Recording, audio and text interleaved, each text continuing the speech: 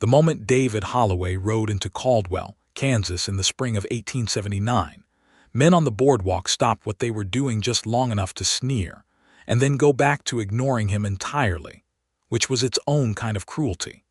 He came in on a dun-colored horse that had seen better decades, wearing a coat that was 2 sizes too large and boots that had been resoled so many times the leather at the toe was a patchwork quilt of other men's discarded soles. His hat brim had been bent by rain and sun until it curled up on the left side like it was listening for something it never quite heard. He was 26 years old, broad through the shoulders in the way that comes from hard labor rather than pride, with dark eyes that took in everything quietly, like a man who had learned that speaking too soon usually cost him something he could not afford to lose. He tied his horse at the post in front of Crawford's general store, smoothed the front of his coat out of habit, and walked inside. Crawford himself was behind the counter, a heavy-set man with mutton-chop sideburns and the permanent expression of a man who suspected everyone around him of petty theft. He looked at David the way a man looks at a stray dog that has wandered into his kitchen. "You looking to buy something or just looking?" Crawford said. "I am looking for work," David said. He kept his voice level. He had learned that too. Crawford's eyes traveled over him slowly. "What kind of work? Ranch work, fence repair, anything you know of that wants doing?" Crawford made a sound that was not quite a laugh. "I know of plenty that wants doing. Question is whether a man like you is capable of doing it." David held the man's gaze. "Give me a name to ask." Crawford leaned on the counter. "You want names? All right. You go out and talk to Harlan Briggs at the Doubleby. Tell him Crawford sent you. He'll take one look at you and tell you the same thing I'm about to." "And what is that?" "That Caldwell doesn't have much use for a man who can't even keep himself in a decent pair of boots." It was not the worst thing David Holloway had been told. It was not even in the top 10. He nodded, thanked Crawford with a courtesy that cost him something, and walked back out into the morning sun.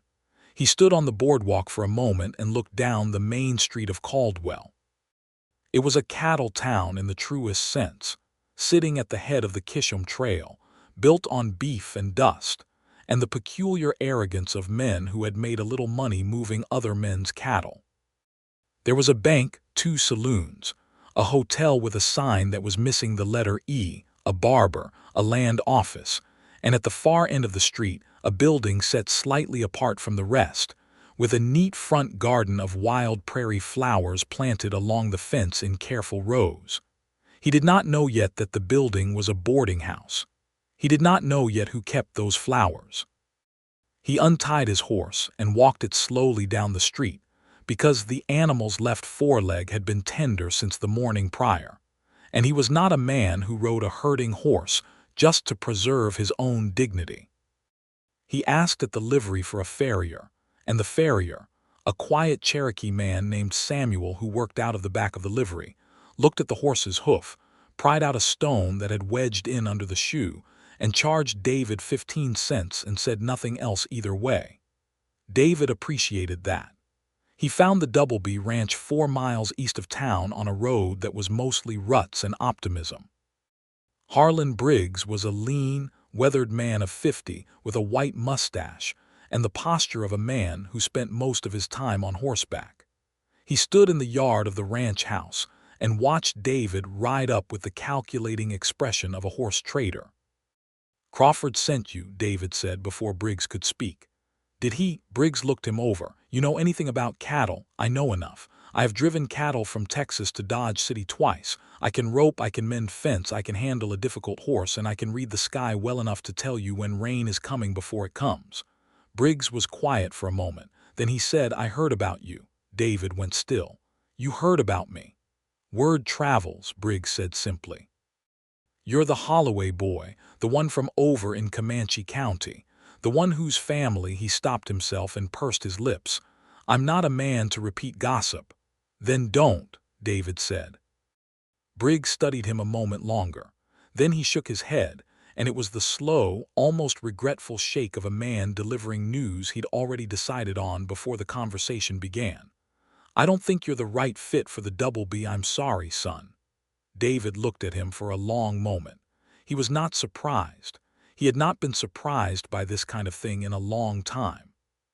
But there was still something that moved in his chest when it happened, like a door closing on a room he'd been trying to reach, and it was a sensation he had never entirely learned to ignore. He turned his horse around and rode back toward Caldwell. The afternoon was getting long when he returned to town, the light going amber and the shadows stretching themselves out across the street. He was hungry in the particular way a man gets hungry when he is not sure where the next meal is coming from, but is practiced enough at hunger to hold it at a distance from his thinking. He was walking his horse past the boarding house with the flower garden when the gate opened, and a woman came through it carrying a basket of wet laundry balanced on her hip, and she very nearly walked directly into his horse. He pulled back.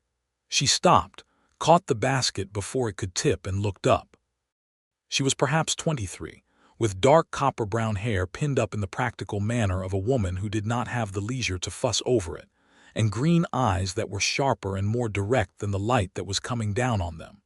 She was wearing a plain dress the color of sage, with flower on the left sleeve, and she looked at him without any of the slow, appraising judgment that had met him everywhere else he'd been that day. "I am sorry," he said. "I did not see the gate opening." "And I did not see the horse," she said. She looked at the animal, then back at him. "You are new here." It was not a question. "Yes," he said. She shifted the basket on her hip. "Are you looking for a room?" He started to say no because he did not have the money for it, and then he said, "How much is a room?" $2 a week," she said. "That includes supper and breakfast. Noon meal is your own concern," he calculated. He had $4.30 to his name, which meant 1 week and a little over. "I will take a room," he said. She stepped back and opened the gate wider. "Bring your horse around to the side. There is a small corral behind the house. It is not much, but it is something." He followed her directions around the side of the house, which was a white clapboard building of 2 stories with a porch that ran along the front and a kitchen garden in the back beside the corral. He settled his horse, unsaddled it, and carried his saddlebags and bedroll to the front door. She met him there. "I am Hester Morgan," she said, and extended her hand in the direct way of a woman who ran her own house and had gotten used to conducting business like a person. He shook it. "David Holloway." Something crossed her face so briefly that he might have imagined it. "You should sign the register," she said. "Come inside." The interior of the boarding house was clean and spare, with braided rugs on the plank floors and curtains on the windows and a wood stove in the parlor that was banked low for the afternoon. She had a register on the writing table in the entry, and he signed his name in it, and she showed him upstairs to a small room at the back corner that had a window overlooking the corral and a bed with a quilted coverlet and a washstand with a real ceramic basin. "Supper is at 6, she said. "Do not be late." "I serve once and do not hold plates." "Yes, ma'am," he said. She started to leave, and then she paused in the doorway and she turned back and she looked at him with those direct green eyes and she said, "I have heard the name Holloway spoken today, before you arrived." He met her gaze. "What did you hear?" "I heard what men say when they think no one of consequence is listening." She paused. "I want you to know that I do not put much stock in what men say in those circumstances." He did not know what to do with that exactly. It was so entirely unlike everything else that had been said to him that day, that it arrived in him like a note struck on a piano in an empty room. "Thank you," he said, and the words felt inadequate and thin, but they were honest. She nodded once and left.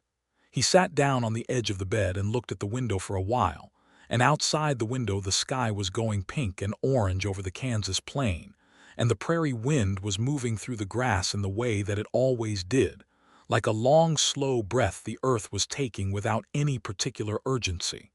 Supper that evening was a revelation. There were 4 other boarders at the long table in the dining room. A drummer named Forsyth who sold dry goods and talked more than anyone around him found useful. A retired Army sergeant named Calvin who was looking to buy land, and had the hard, careful quietness of a man who has seen too much to be impressed by very much. A young man of perhaps 19 named Eli, who worked at the telegraph office and blushed when anyone spoke to him directly, and a widow named Mrs. Prout, who was visiting her daughter in town and disapproved of everything around her with cheerful consistency. Hester Morgan brought food to the table herself, because she had no help beyond a 14-year-old girl named Annie who came in 3 mornings a week to help with the laundry, and she set down a pot of beef stew and a pan of cornbread and a crock of butter and a pitcher of water without ceremony, the way a woman sets down things she made with her own hands and considers worthy without needing praise for it. David sat at the end of the table nearest the kitchen, and he ate and he listened to the conversation, and he said very little. He had gotten good at being in rooms without drawing attention. It was a skill he had developed early. But at some point in the meal, Crawford's name came up, the way Crawford's name apparently came up fairly often in Caldwell, because Crawford had his opinions about most things and shared them with his customers whether invited or not. And Forsyth the drummer said, Crawford was holding court this morning about some drifter who had come in looking for work. Said the man couldn't hold down a decent job if someone nailed it to his hands. Hester was setting down a plate at the other end of the table when Forsyth said it, and she glanced up and across the table at David with an expression that was neutral and steady, and held something behind it that he could not immediately name. David said nothing. He ate his stew. "What's the man's name?" Calvin asked. "Holloway, I think he said," Forsyth replied, and reached for more cornbread.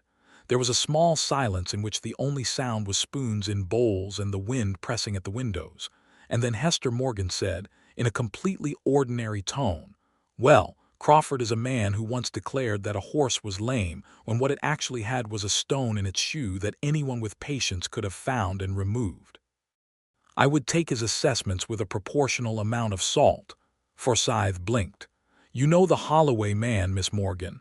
He is a boarder of mine," she said simply, and she went back into the kitchen. Forsyth looked at David. David looked back at him with the calm expression of a man who had learned to receive both insults and unexpected defenses with the same steady face. "Well," Forsyth said, and went back to his cornbread. After supper, David sat on the back porch in the cooling evening and watched his horse move around the small corral. The stars were coming out over the flat Kansas dark, enormous and indifferent in that particular way that the sky over the prairie always was, as if the vastness of it was a kind of honesty the earth could not maintain but the sky could. Hester came out with 2 mugs of coffee and set one on the railing beside him without being asked, and she leaned against the porch post with her own mug and looked at the corral. "Your horse favors the left foreleg," she said. "Samuel at the livery pulled a stone this afternoon. He should be fine by morning." She nodded. "Samuel is good." They were quiet for a moment. The coffee was strong and dark and had a little something in it, chicory maybe, that made it taste like the ground itself. "What was in Comanche County?" she asked, and then immediately, "You do not have to answer that." "It is all right," he said. He wrapped both hands around the mug. "My father's ranch." "What was left of it anyway?" "He borrowed against it too many times, and then the drought in '74 took what the bank hadn't already taken. He died in '75. He paused.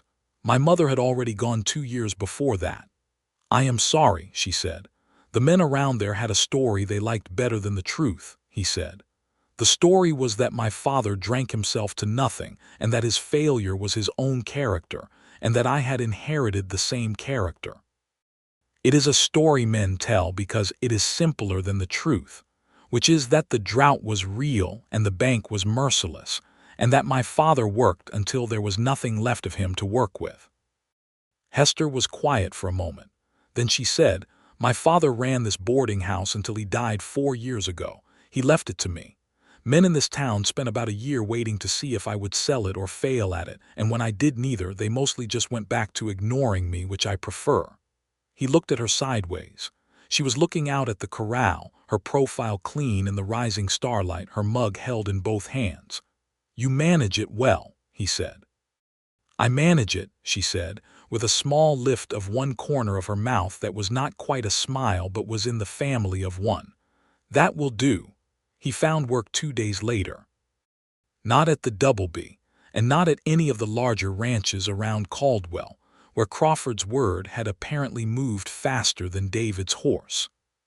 He found it through Samuel at the livery, who mentioned to him that a man named Pete Garland ran a small operation 8 miles west of town, about 300 head of cattle on a spread that was modest by Caldwell standards but run with real care, and that Garland had recently lost a hand to a broken collarbone and needed someone who could work and not complain about the fact that the work was relentless. David rode out to Garland's the next morning. Pete Garland was a rangy, sun-darkened man of about 45 with a quiet manner and a gimlet eye for incompetence. He asked David 3 questions about cattle, listened to the answers, and hired him for the season at $12 a month, which was not generous but was honest. And David shook the man's hand and felt something shift in his chest that was not quite relief, but was the first cousin of it. He rode back to Caldwell, and he told Hester that he had found work, and she looked at him and said, "Good," in a tone that carried more in it than the word itself could hold. He kept his room at the boarding house because 8 miles was a hard ride in the dark and Garland's bunkhouse was full. And so he fell into the rhythm of the boarding house and the mornings there. The smell of coffee and biscuits coming up the stairs before light, the sound of Hester moving around the kitchen before anyone else was awake, the prairie wind across the corral that meant he had to be on his way. He began to notice things about her the way you notice the details of a landscape you're crossing slowly. The way she had a habit of tucking a stray piece of hair behind her ear when she was concentrating. The way she read in the evenings by the lamp in the parlor, actual books, not just the newspapers that traveled through Caldwell on their way from somewhere more important. The way she spoke to her boarders with a kind of practical warmth that was neither sentimental nor cold, the warmth of a person who considers other people worthy of care but has no patience for dramatics.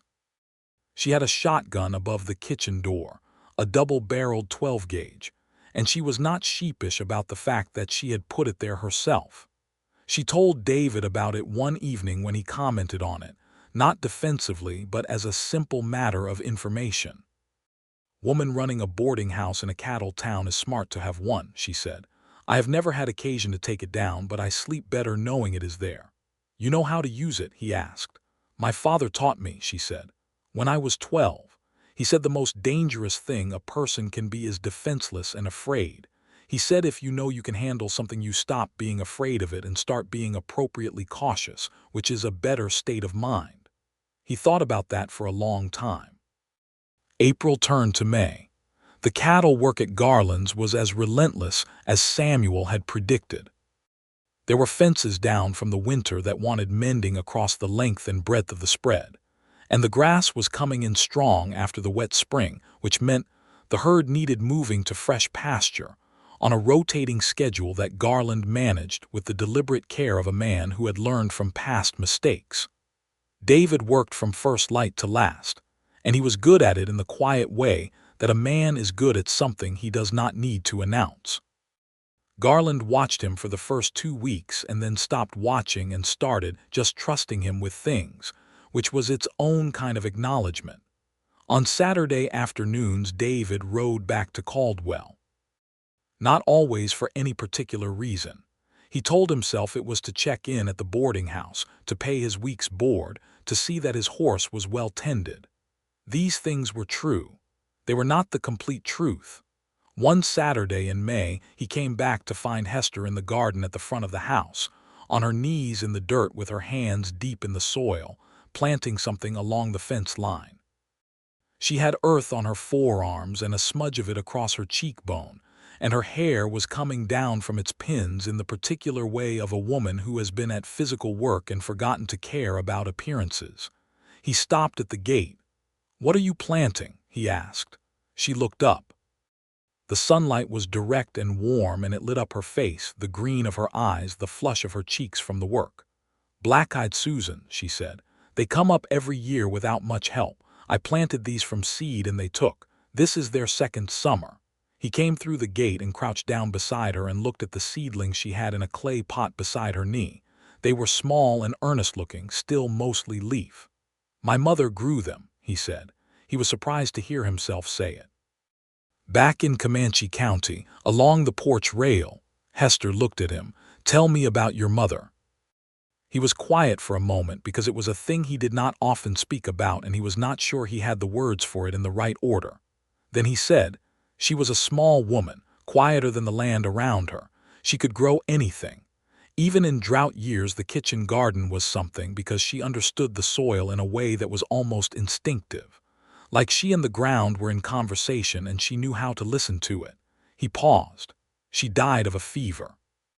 She was sick for 3 days and then she was gone, and my father was never entirely himself after that." Hester had stopped working. She was looking at him with her hands resting on her knees, and her expression was careful and full. "She sounds like a woman worth missing," Hester said. "She was," he said. They stayed like that for a moment, crouched in the garden in the May sun, and the prairie wind moved through the black-eyed Susan seedlings and stirred the hem of Hester's dress and did not carry away what had just been said between them, which felt significant. "You could help me," she said then in a practical voice, picking up her trowel again. "If you have time, I need these in before the afternoon gets too warm."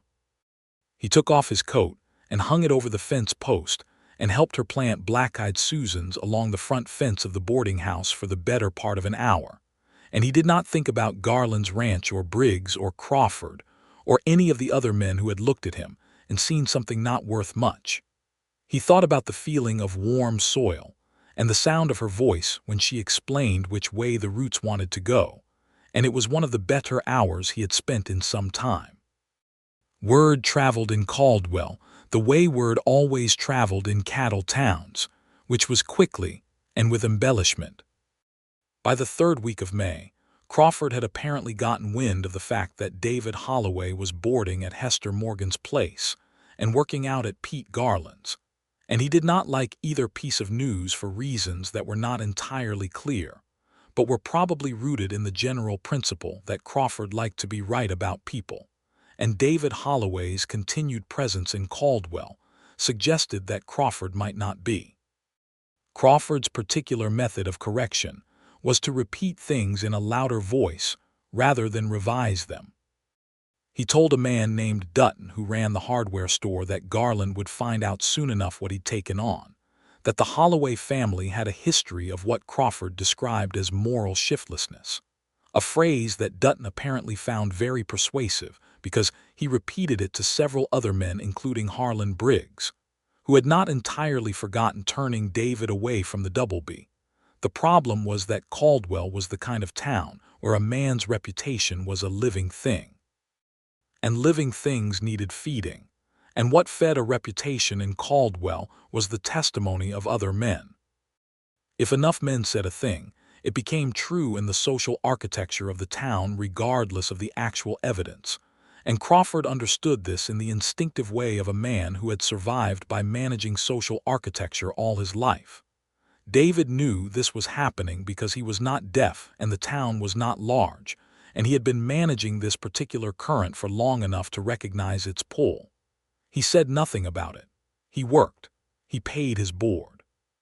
He helped Hester with things around the boarding house when they wanted doing, a porch board that had gone soft, a window latch that had lost its spring, firewood split and stacked for the following winter. He helped because she did not ask him to. She never asked. But he could see what wanted doing because he had grown up in a house where his mother had done everything that wanted doing without being asked, and it had struck him then as a boy, and it struck him now as a man that there was a particular loneliness in that, in being the person who sees what is needed and attends to it in silence. So he split the firewood and he said nothing about it.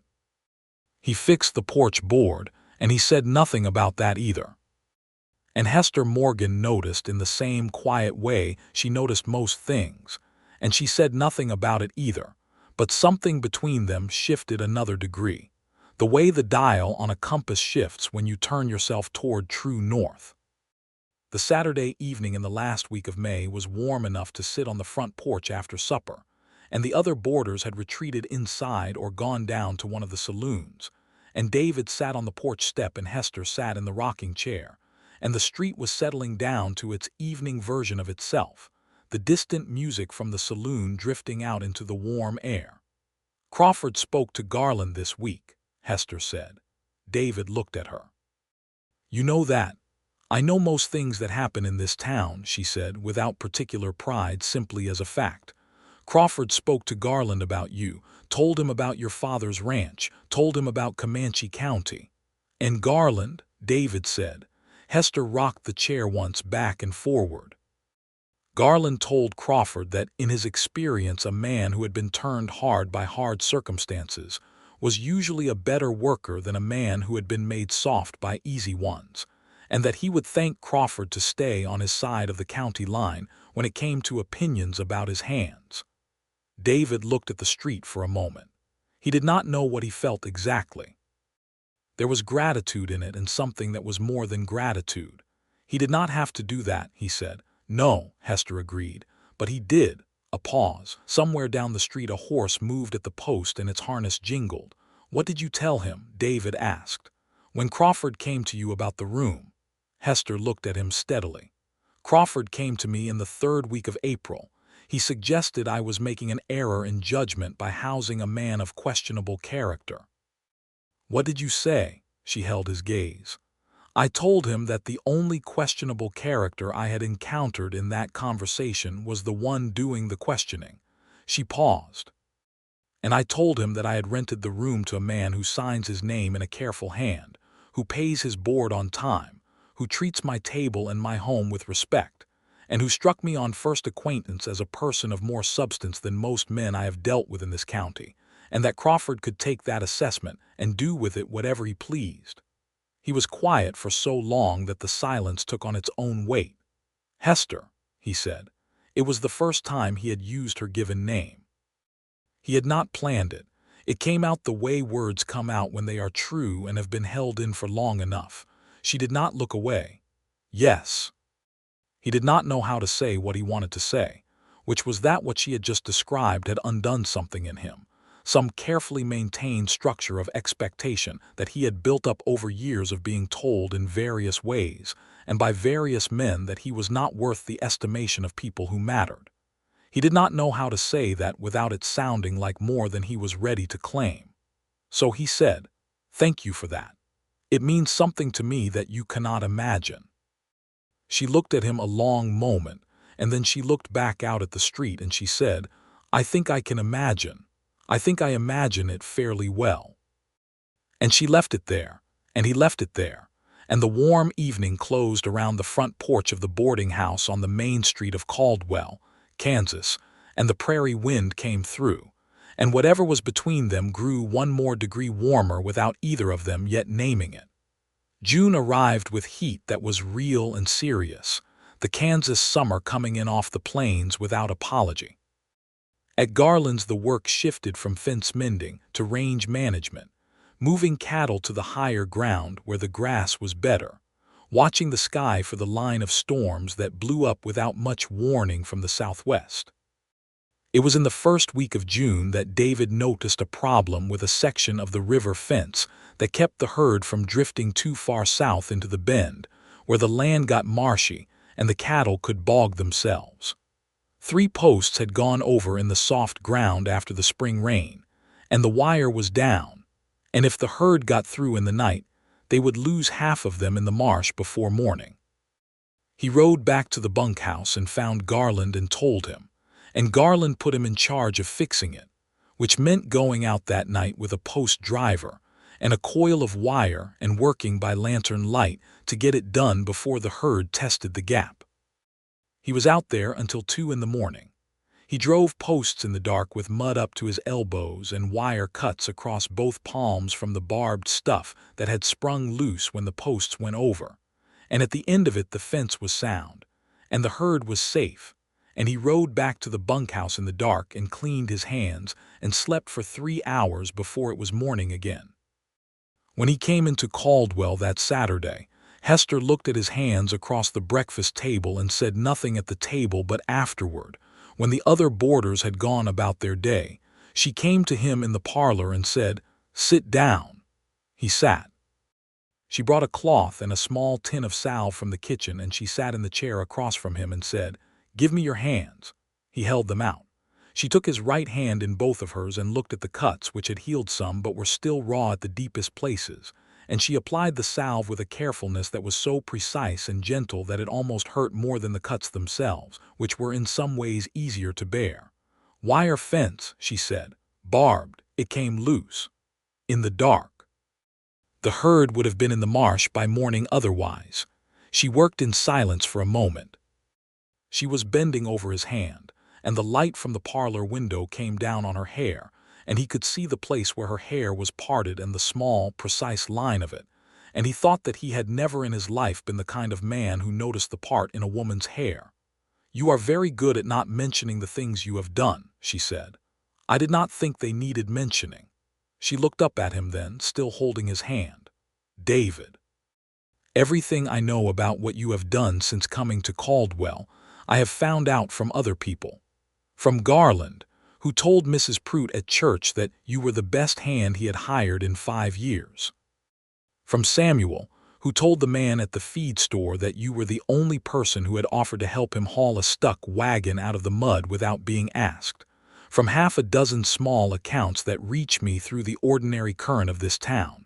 And in all of that time, you have said virtually nothing about yourself." He looked at her. "Most of my experience with speaking about myself has not been productive." She studied him for a long moment. Then she returned to the salve and the cloth, and she said, "I understand that, but I want you to know that speaking about yourself to me is something different. I am a different kind of listener than the ones you have had." He believed her. He believed her in the complete way you believe something that matches what you already know in your bones. "What do you want to know?" he said. She thought about it, which he appreciated. She did not immediately come back with a prepared question. She thought about it the way she thought about most things, which was deliberately and without hurry. "What do you want?" she asked finally. "Not right now, not this season. What do you actually want for your life?" He looked at the window. Outside the parlor window, the black-eyed Susans were coming up along the front fence, small gold faces turning toward the light. "His mother's flowers. Land," he said. "Not because my father had land and lost it, not out of some misplaced sense of legacy. I want land because it is the only thing in this world that cannot be taken from a man who works it honestly and pays his debts and does not make a fool of himself." He paused. "I want something that is mine, something real. I want to build something that is worth building." She was very still. "And people?" she asked. Her voice was quiet and direct and brave. "Not just the land." He looked at her. He looked at her the way a man looks at something that has moved into the center of his vision and reorganized everything else around it. "Yes," he said. "And people." The color that came to her face was delicate and honest, and she looked back down at his hand, and she finished with the salve, and she wrapped a strip of clean cloth around the deepest cut, and she did not say anything else, and neither did he, but they both understood that something had been said. The 4th of July brought Caldwell to its annual version of celebration, which meant a picnic on the flat ground at the edge of town, a fiddle player, and a caller for the dancing that happened when the sun went down. Fireworks brought up from Wichita that were spectacular for about 4 minutes and then over, and a great deal of food that the women of Caldwell had been preparing for the better part of a week. Hester brought her contribution in 2 large baskets that David carried for her down the main street to the picnic ground, one in each hand, because there was no practical alternative, and he offered before she could suggest it. She carried a 3rd smaller basket that held a cloth and a mason jar of lemonade and the silverware. She had put on a dress he had not seen before, a deep blue the color of the sky at dusk, and she had her hair up with more attention than usual, a few small tendrils loose at the temples in the way of a woman who has balanced practicality against occasion and found a middle ground. She looked beautiful. He thought so in a clear, uncomplicated way, and did not try to make it smaller than it was. The picnic ground was busy. There were perhaps 150 people from town and the surrounding farms and ranches, and the general atmosphere was one of genuine pleasure in the occasion. People who worked hard and rarely stopped finding an acceptable reason to stop. Children running through the grass, dogs following the children, the smell of food and open air in summer. David was setting down the baskets when Crawford appeared at his elbow. Crawford was a man who enjoyed occasions because they gave him audience. He was in his good vest, and his expression was the satisfied one of a man who had something to say and an appropriately public moment in which to say it. "Holloway," he said, as though he were naming something unfortunate he had stepped in. "Crawford," David said, "I hear Garland has been pleased with your work." Crawford's tone suggested this was a failing in Garland's judgment rather than anything David had done. "I am glad to hear it," David said. "Don't let it go to your head," Crawford said. "Summer hands come and go. When the season ends, Garland will let you go the same as any other. You'll be where you started." David looked at the man. He looked at him with the particular quality of patience that has been sharpened on years of this kind of thing, until it is not patience at all anymore, but something calmer and more resolute. "Maybe so," David said. "I will concern myself with that when it happens." Crawford's mouth opened to say something more, and then Hester was there at David's shoulder with the small basket in her hands, and she looked at Crawford with an expression that was perfectly pleasant and entirely without warmth. "Mr. Crawford," she said, "how is your wife managing the heat?" Crawford blinked. "She is well, Miss Morgan, thank you." "Good," Hester said. "You must take her a piece of my pie. I made 2 of them this year, the peach. She mentioned to me last Sunday that it was her favorite." And she said this in a way that was entirely gracious, and that simultaneously closed the conversation with Crawford as cleanly as a door being shut, and she handed David the small basket to hold, and turned away to arrange things on the cloth she was spreading over the grass. Crawford stood for a moment, slightly off balance in a way that had nothing to do with his footing, and then walked away. David looked at the back of Hester's head as she arranged things on the cloth. He thought about what a truly formidable person she was, not in the loud, aggressive way of men who needed everyone around them to feel their force, but in the quiet, absolute way of a person who knows exactly who she is and has decided to remain that person regardless of the pressure applied. He sat down beside her on the cloth in the grass, and she handed him a piece of cornbread without looking up, and he took it and ate it. And around them, the 4th of July moved forward in its pleasant, noisy way.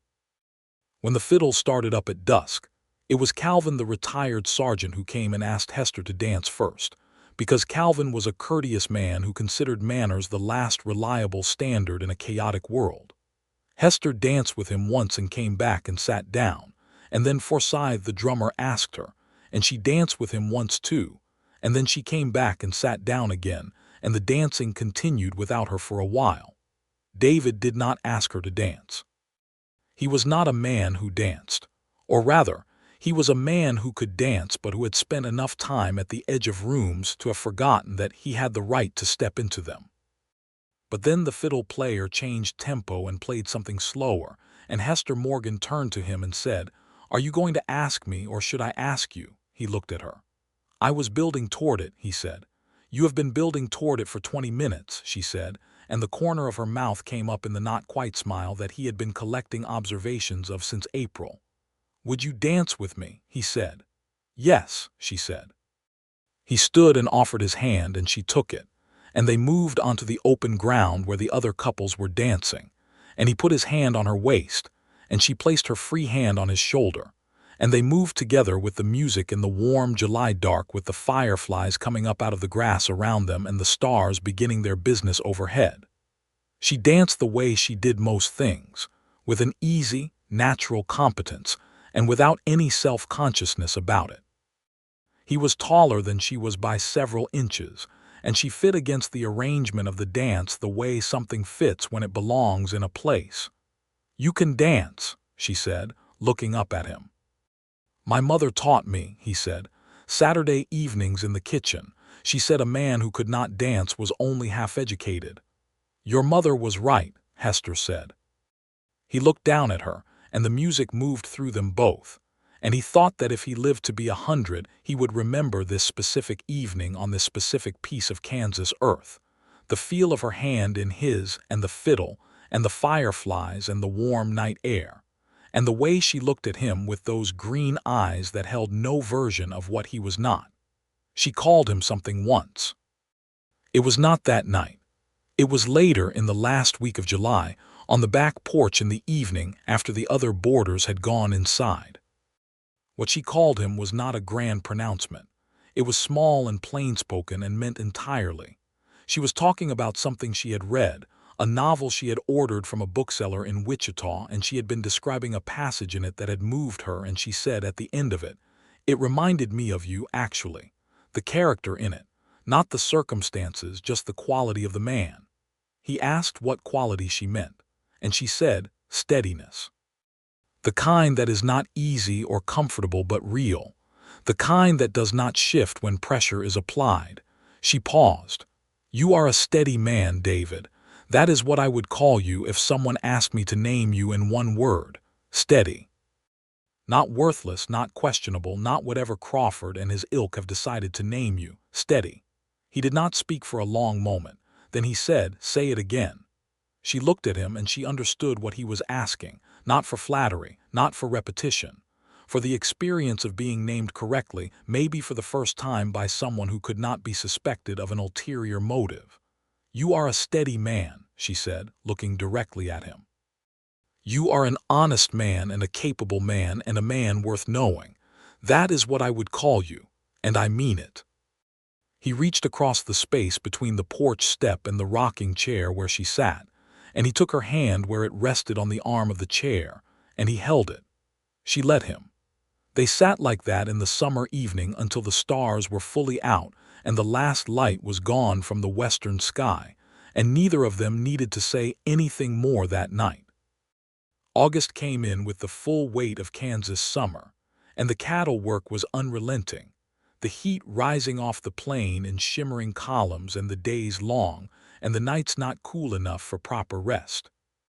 David worked 6 days a week at Garland's and came in on Sunday, and the boarding house felt like a different country, cool and orderly and smelling of food and coffee, and the good clean soap that Hester used on everything she could get her hands on. It was in August that the situation with Crawford came to a proper head.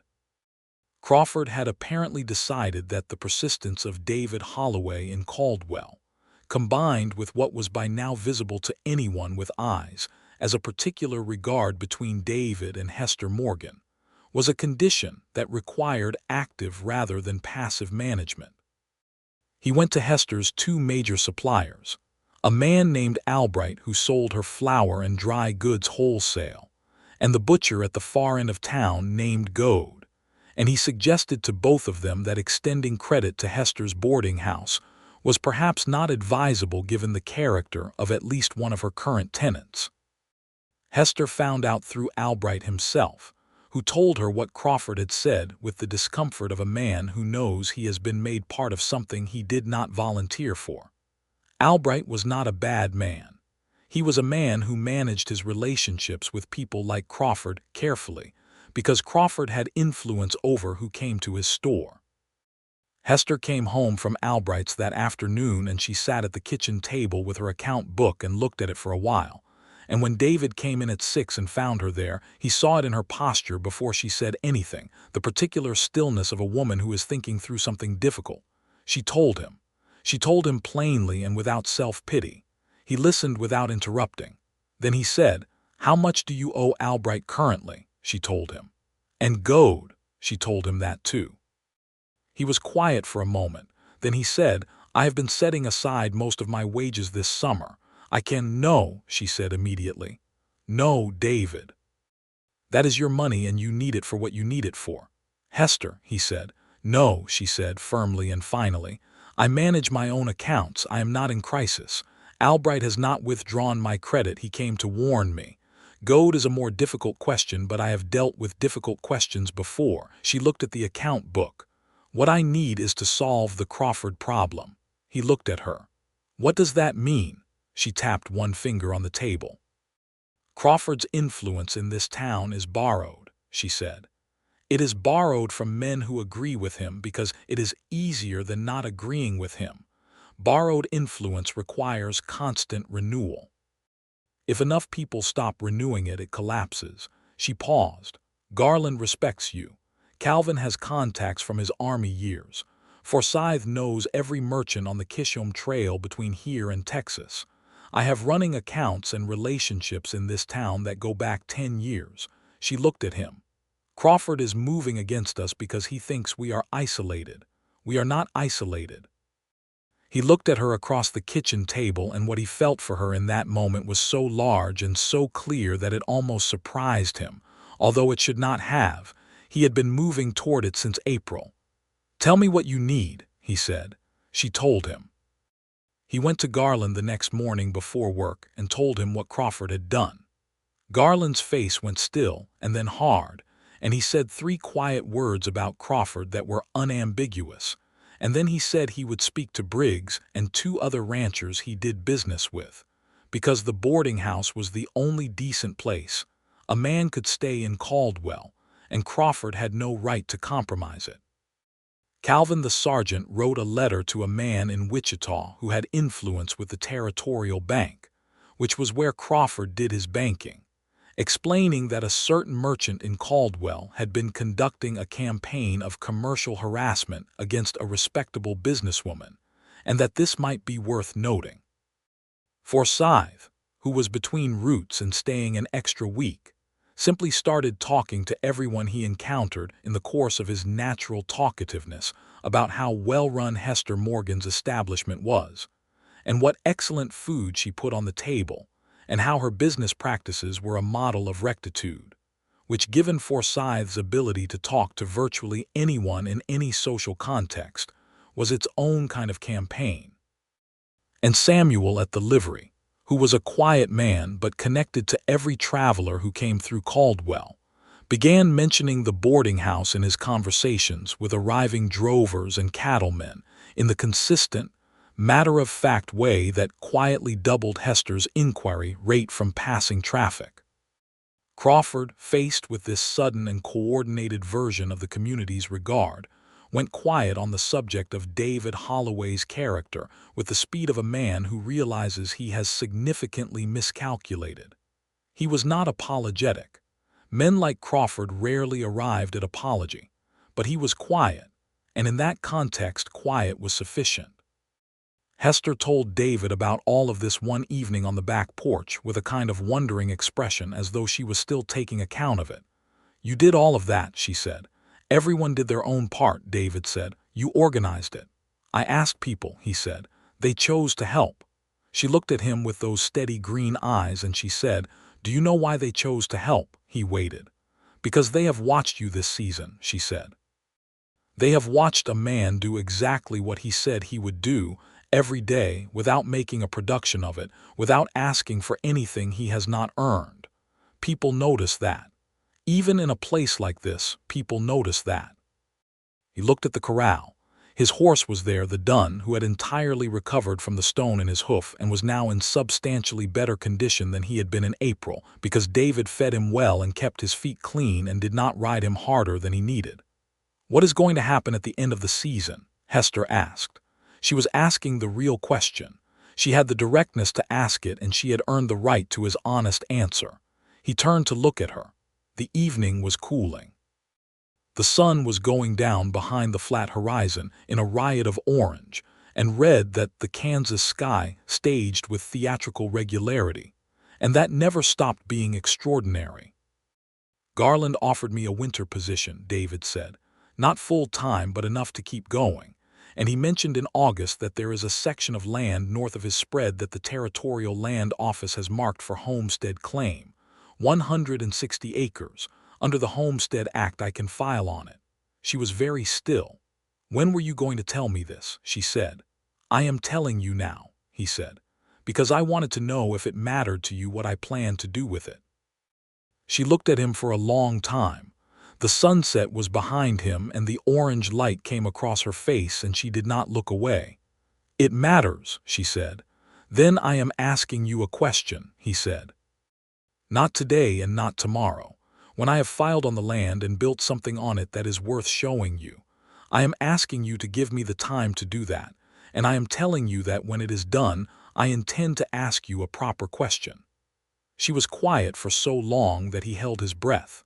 Then she said, "And if I told you that I don't need you to wait until the land is built and the question is proper? If I told you that I am a woman who has run her own house for 4 years and knows her own mind, and you could ask me now and I would answer you now?" He looked at her. He looked at her, and he felt the whole architecture of everything he had been planning rearrange itself in about 4 seconds. "Hester Morgan," he said. He stood up from the porch step. He was not on one knee because the porch step was not the right configuration for it, but he moved to stand before her where she sat in the rocking chair, and he looked down at her and he said, "I came to Caldwell with $4 and a tired horse, and a name that every man in this county had already decided to think poorly of. You looked at me and called me something different. You called me steady. You called me honest. You treated me like a person worth knowing from the first hour. Everything I have built this summer I have built partly because you made me believe it was worth building." He paused. "I am in love with you. I have been in love with you since sometime in May, and I am asking you to marry me, not because of what I will build later, because of who we are now." She stood up. She stood up from the rocking chair, and she was very close to him, and she looked up at him with those green eyes that held everything, and she said, "Yes, David, yes. I have been waiting for you to say that since approximately the same point in May." He laughed. It came out of him in a way that laughter did not often come, startled and genuine, and full of something that had been wound tight for a very long time. And she laughed too, a clear, warm sound in the evening air, and he put his arms around her and she put her arms around him, and they stood like that on the back porch of her boarding house while the Kansas sunset finished its performance and the stars began. He kissed her. She kissed him back. It was honest and warm and neither brief nor theatrical, the kiss of two people who have been patient long enough. They were married in October. The ceremony was at the small church on the north edge of Caldwell, presided over by a minister named Holbrook who had a long beard and a sonorous voice, and the genuine satisfaction of a man performing a task he considers meaningful. The witnesses were Garland and his wife, Calvin the sergeant who had decided to stay in Caldwell and had in fact purchased a modest piece of land just east of town, and Samuel from the livery, who came in a good shirt and sat in the front row and looked quietly pleased. Hester wore a dress the color of cream that she had made herself in the 3 weeks prior, working on it in the evenings after the boarders went to bed, a fact she mentioned only when David asked about the circles under her eyes in the last week of September. It was a beautiful dress.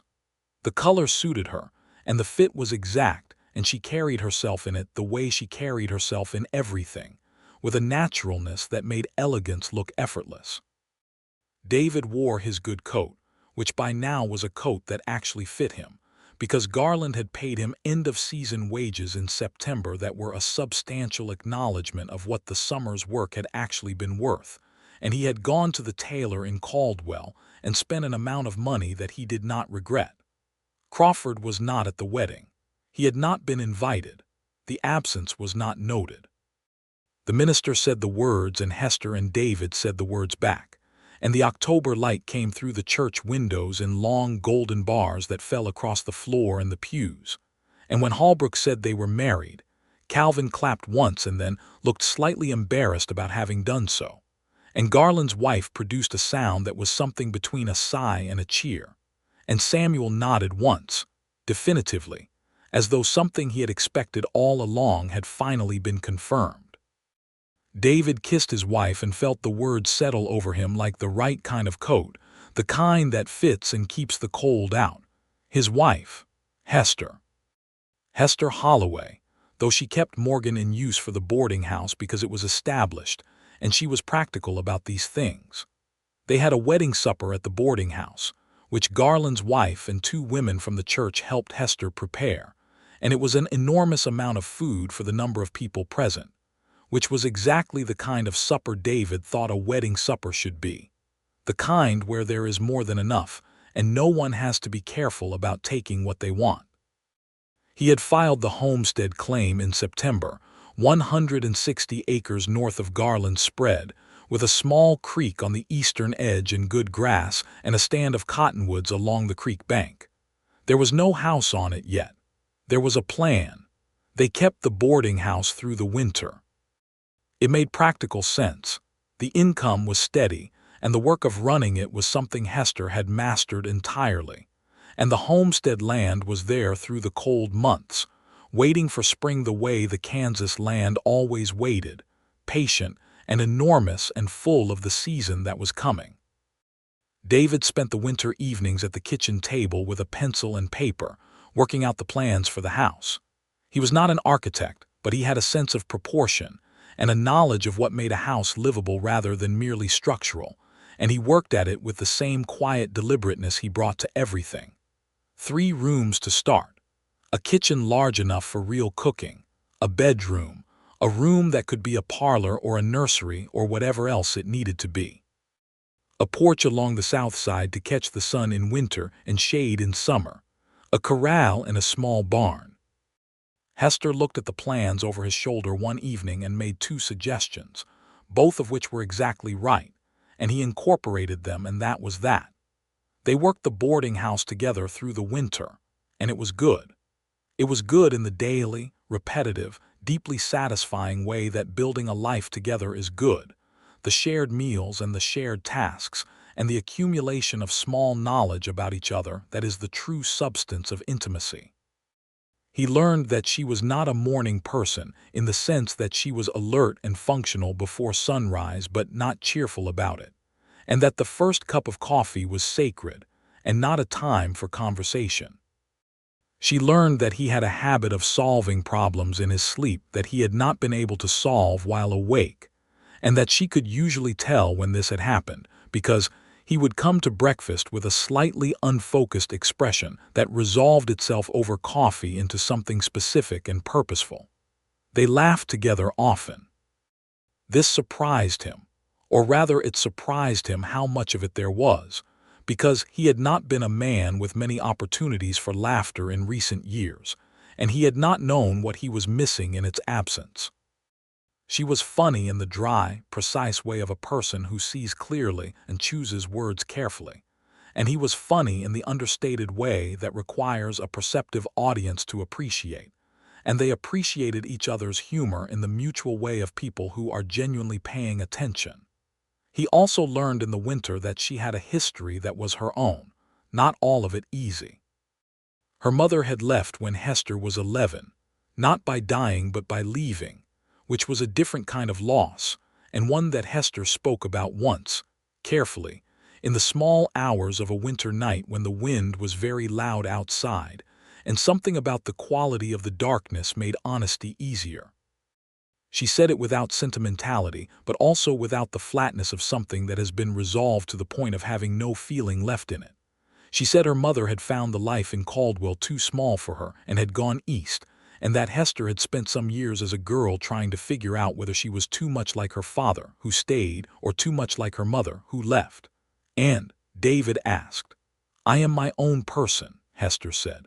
"That took a while to work out, but I arrived at it."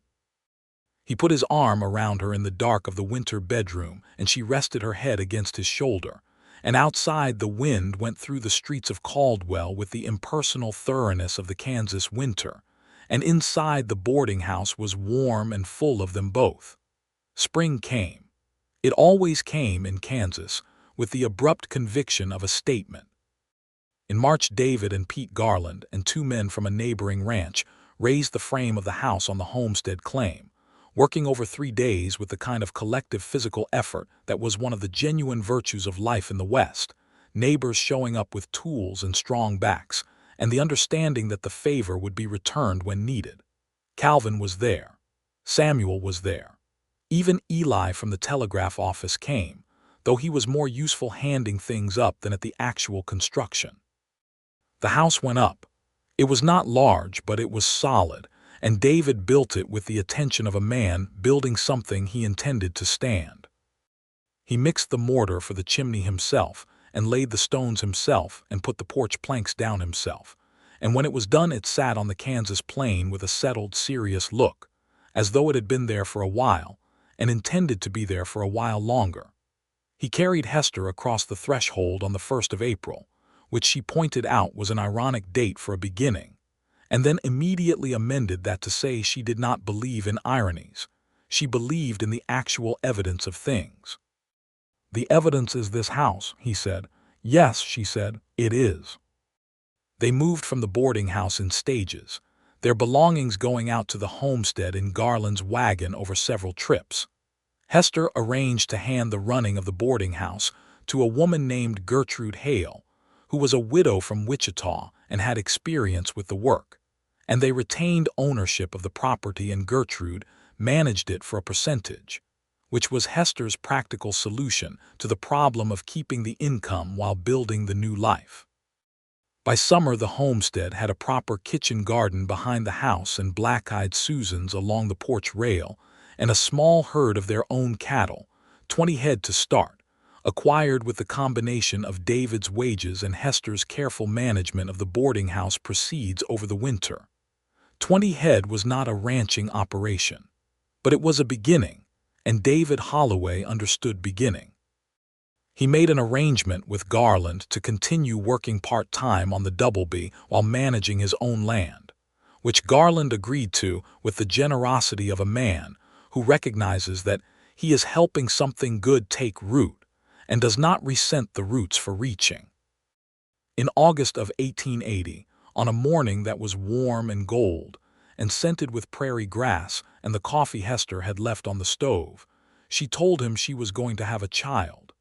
He was at the kitchen table with the account book, which had become a shared thing, because Hester's precision with figures was something he recognized as a talent he did not have to the same degree and had long since stopped pretending otherwise. He looked up at her.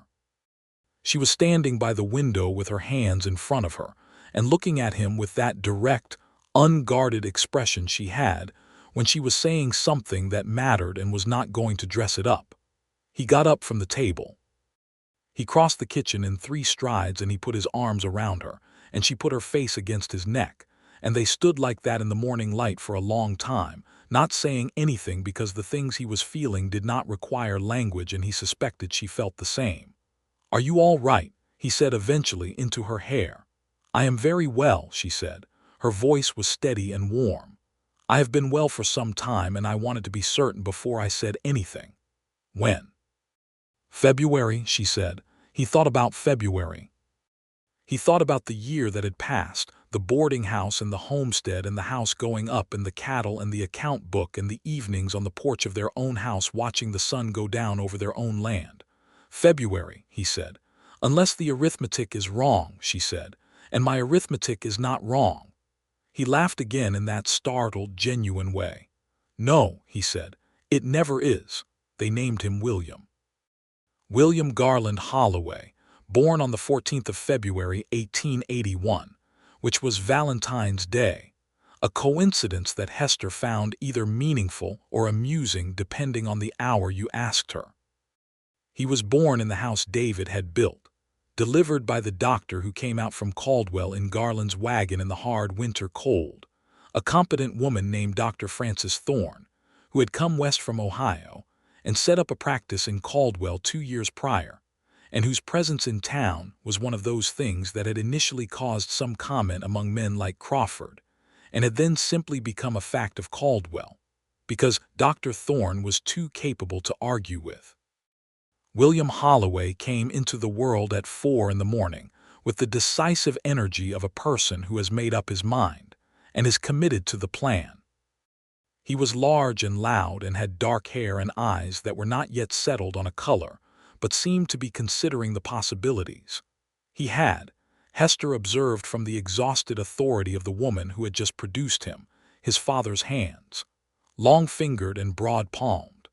David held his son in the early morning of the 14th of February and looked at him in the lamplight, and the feeling that moved through him had no name and needed none. It was simply the largest thing he had ever felt, larger than the land and the house and the cattle and the whole long reach of the Kansas sky, and it fit in his chest without difficulty, which was the strangest and most wonderful part of it.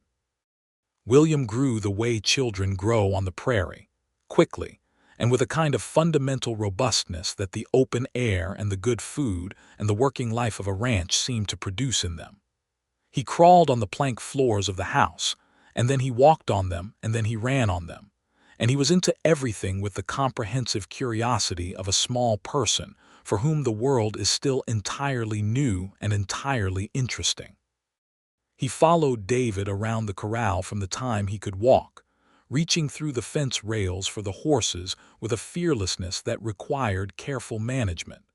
He sat on the fence rail with David's arm behind him and watched the cattle in the near pasture. He helped Hester in the kitchen garden with the unsystematic enthusiasm of a 2-year-old, which meant he was more of a presence than a help but was good company anyway.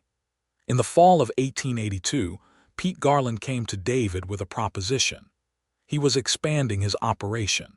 He was bringing in more cattle, investing in the land to the south that bordered the creek, and he wanted a full partner, someone with the practical knowledge and the daily commitment to share the management.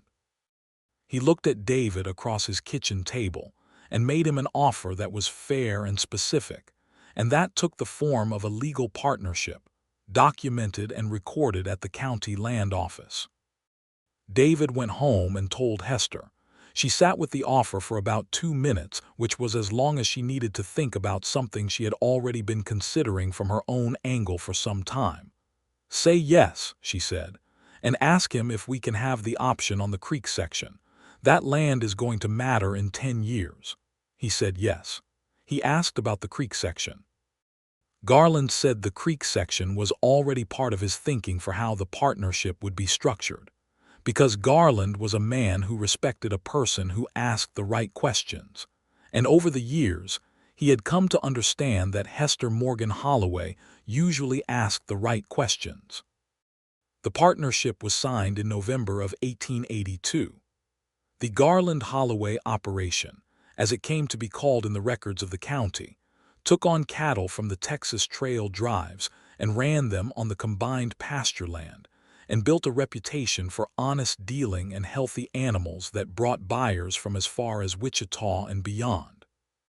Crawford, in this period, had gone through a series of reversals that were not connected to David Holloway in any direct way, but were connected to the general principle that a man whose business model relies heavily on being the center of a social web does not do well when that web redistributes itself. A new general store opened on the other side of Main Street in 1881, run by a family named Cho who had come out from California and stocked their shelves with intelligence and priced their goods with fairness, and Crawford's dominance of Caldwell's merchant life became a matter of competition rather than assumption. He managed. He was not a stupid man, and he was a survivor. But he became quieter about the people around him, and the specific campaign of commentary about David Holloway faded and then stopped, and if Crawford ever arrived at any internal revision of his earlier assessments, it was not made public, which was probably for the best. There was a moment in the spring of 1883 when David was in Crawford's store buying twine for fencing, and Crawford came to the counter himself, and there was a pause in which the two men looked at each other across the counter, and the air between them held the entire history of their acquaintance, which was not comfortable but was not violent, and then Crawford said, "That was a good winter for cattle." "It was," David said. "Garland's operation looks strong," Crawford said. "It is," David said. Crawford nodded. He cut the twine to length and named the price, and David paid it and tipped his hat and left, and that was as close to a reconciliation as that particular history was ever going to produce, and David found it sufficient. In the summer of 1883, Hester told him there would be a second child in January. This time he was at the fence checking the wire, and she came out from the house across the yard, and she handed him a cup of coffee, and she said it directly, the way she said most things, and he set the coffee down on the fence post, and he kissed her there in the yard in the full sun with the cattle making their slow noise in the near pasture and the prairie wind doing what it always did, and she laughed into the kiss and then held his face in her hands and looked at him with those green eyes. "I love you," she said. "I love you," he said. "I have loved you since May of 1879, and I do not expect to stop." "Good," she said. "I have similar plans." The second child was a daughter, born on the 17th of January, 1884, another winter delivery with Dr. Thorne and the cold outside, and the lamp burning in the bedroom of the house that David had built. They named her Clara, for no particular historical reason, but because it suited her immediately, because she arrived quiet and alert in a way that was its own kind of declaration, a small serious person who looked around the room as if she were already taking account of things. William, who was 3, inspected his sister with the professional gravity of a small boy who has been told about something important and is not yet sure what to make of it. "She is small," he informed his father. "You were small," David said. William considered this. "Is she going to stay?" "Yes," David said. William nodded once with the settled air of a person who has evaluated a situation and reached a decision. "All right," he said. Clara, as she grew, turned out to have her mother's eyes and her mother's precision with words and her father's quiet, stubborn steadiness, a combination that by the time she was 2 was already apparent in the way she went about things. She and William fought with the wholehearted commitment of closely spaced siblings, who are also each other's best allies. And the house was loud with them, in the particular way that a house with children in it is loud, which is to say it was full of life in its most unrepeatable form. By 1885, the Garland-Holloway operation was established enough that there were 3 hands working year-round and 2 more in the summer, and the homestead claim had been proved up, and the land was deeded in David Holloway's name and Hester Morgan Holloway's name, because that was how they had agreed to hold it from the beginning, because Hester had built something too, and the paper should reflect the truth. David stood one evening in the autumn of 1885 on the south porch of the house he had built, the house with the porch he had planned on paper at Hester's kitchen table in the winter of 1879, and he looked out across the land that was his and Hester's in the legal and actual sense. And across the pasture, he could see the cattle moving in the late light with the slow, lumbering grace of cattle in the evening. And behind him in the house, he could hear his daughter's voice and his son's voice, and eventually Hester's voice, saying something that made both children laugh. He thought about the morning in April 1879, when he had ridden into Caldwell on a tired horse with $4, and a name that the men of the county had already decided was not worth much. He thought about Crawford's store and Harlan Briggs, and the long current of small dismissals that had run through his days before and after, and for a time alongside the building of this life. He thought about Hester Morgan standing at the gate with a basket of wet laundry on her hip, looking at him without the slow, appraising judgment that had met him everywhere else. He thought about her voice saying steady, and meaning it. The door of the house opened behind him, and Hester came out onto the porch with 2 mugs of coffee, and she handed him one and leaned against the porch rail beside him and looked out at the land. The sun was going down. It was doing the thing it always did over Kansas, that extraordinary theatrical performance in orange and red and gold that the flat horizon made possible in a way no other landscape quite could, and it lit up the grass and the cattle and the cottonwoods along the creek, and the whole spread of it shone. "William wants to know if he can ride out with you tomorrow," she said. "He can," David said.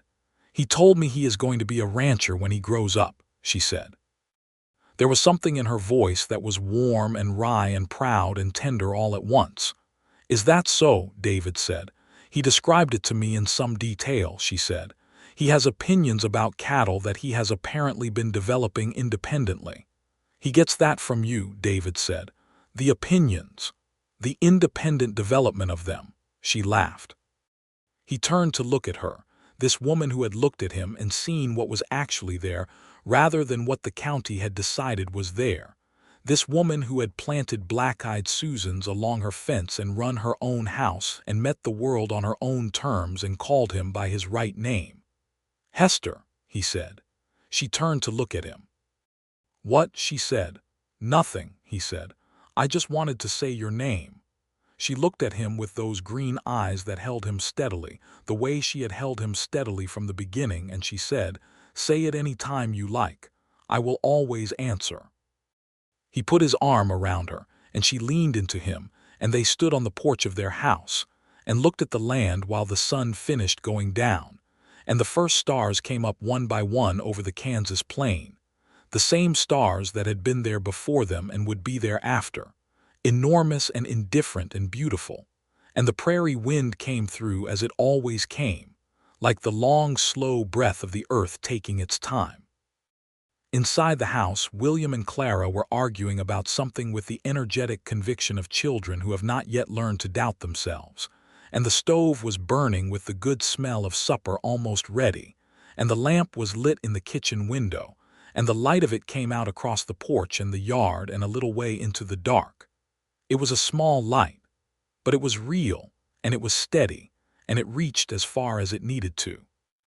And in the morning he would ride out with his son across their own land and show him the things worth knowing, and Hester would be in the kitchen with their daughter, and the coffee, and the good strong plans she made for everything, and the cattle would be in the pasture that was theirs, and the black-eyed Susans would be turning toward the light along the porch rail. And the life they had built together out of nothing but honesty and patience, and the stubborn refusal to believe what lesser men had said about what was possible would continue, day by day, season by season, in all the particular, irreplaceable detail that made it theirs. David Holloway stood in the evening on the porch of his house and held his coffee and held his wife and looked at his land and felt the full weight of what a life can be when it is built by the right hands, and it was not a light thing. It was not a small thing. And it was entirely, permanently, unassailably his.